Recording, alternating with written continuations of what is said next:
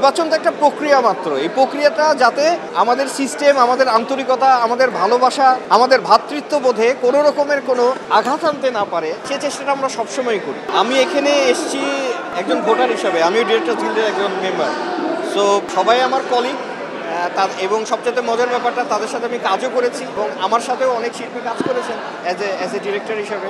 তো এটা হচ্ছে কাজের মান আমাদের সবসময় আপডেট হচ্ছে, সময় যাচ্ছে, সময়ের সঙ্গে সঙ্গে কাজের মানও সেই রকমভাবে সময়ের সঙ্গে আপডেট হওয়ার চেষ্টাই করছে। যারা আপডেট হচ্ছেন বা যারা করছেন, যেটা অভিনয় বলুন, ডিরেকশন বলুন, তারা আছে, বাকিরা স্ট্রাগল করছেন। এটাই তো প্রকৃতি, এটাই তো নিয়ম। সম্মানটা আসলে ম্যান টু ম্যান ভ্যারি করে, আর সম্মানটা সংগঠন কখনো অসম্মানিত করার মতো কারো অধিকার নেই। সংগঠনের সম্মান সবসময় সংগঠনের জায়গায়।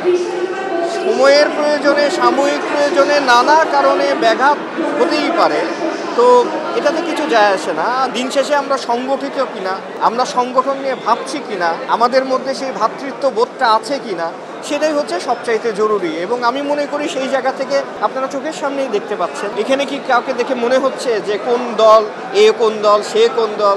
এই একজন প্রতিদ্বন্দ্বী একে অপরের সঙ্গে গলাগলি করে আনন্দ নিয়ে এই যে আমাদের যে মিলন মেলা, এটাই তো আমাদের গিল, এটাই তো আমাদের জায়গা। ডেফিনেটলি ভূমিকা আগেও রেখেছে, এখনও রাখবে, ক্যাপ্টেন অফ দ্য শিপ মানতেই হবে।